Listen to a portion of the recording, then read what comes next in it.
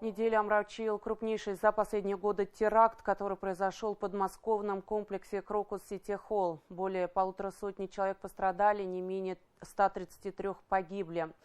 Сегодня в стране общенациональный траур. В учреждениях приспустили флаги, отменили все развлекательные мероприятия. Я напомню, что террористы ворвались в здание, где люди были в ожидании концерта, и устроили массовую стрельбу, а также подожгли сам концертный зал, в результате чего в здании начался сильный пожар. Многие из жертв не смогли вырваться из горящего плена. Сообщается, что среди погибших целые семьи с детьми. Как рассказали в ФСБ, предполагаемых подозреваемых, причастных к теракту, задержали. Все они находятся на допросе. Ради Хабиров выразил глубокие соболезнования от всего Башкортостана родным и близким погибших в Крокус Сити Холле в Подмосковье.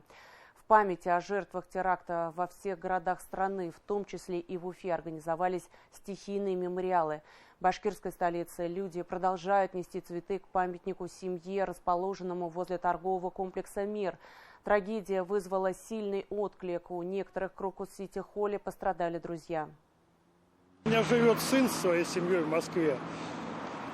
И год назад где-то мы были в Крокус-Сити с внучками. То есть это может случиться, это ужасно просто. Не дай бог кому-то вот это вот испытать все, родственникам погибшим, и этот весь ужас, что там произошло. Вчера до часу ночи не спала, я просто молилась за то, чтобы все было хорошо. Это не описать словами, это просто надо чувствовать. Это трагедия не просто для Москвы, это для всей России.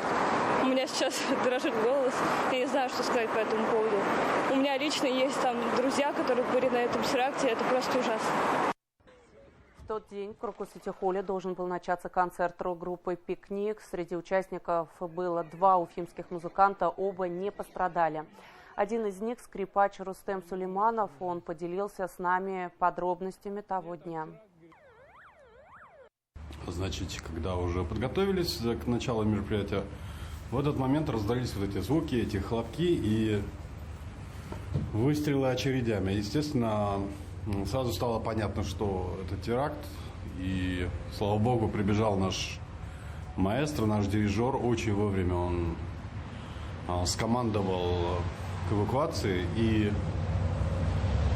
не могу сказать, что была какая-то особая паника. А паника была среди зрителей, потому что они все с портера поднялись в нашу сторону, в сторону сцены. Там по краям, вы знаете, под прожекторами есть эти маленькие лесенки. И вот все зрители, которые были внизу в портере, они все двинулись в нашу сторону, и мы с оркестром выбежали через служебный вход слева на парковку и дальше уже бежали. Конечно, я собрал наших девочек там из оркестра, потому что они не знали, как действовать в этой ситуации.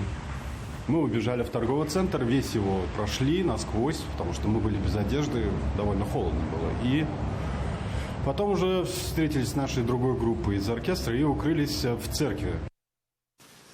Добавлю, что в городах республики, как и по всей стране, на многих баннерах вместо рекламы траурные плакаты со словами соболезнования по пострадавшим.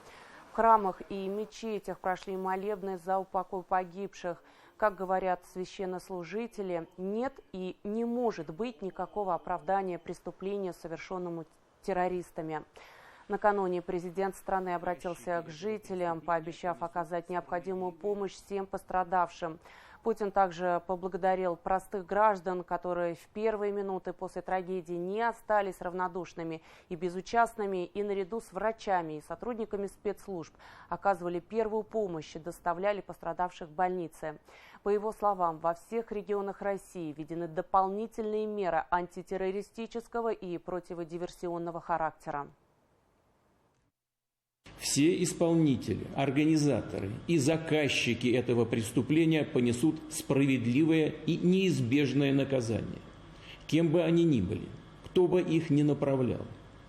Повторю, мы установим и покараем каждого, кто стоит за спиной террористов, кто готовил это злодеяние, этот удар по России, по нашему народу. Никому не удастся посеять ядовитые семена розни, панику и разлад в наше многонациональное общество. Россия не раз проходила через тяжелейшие, порой невыносимые испытания. но становилась еще сильнее. Так будет и сейчас.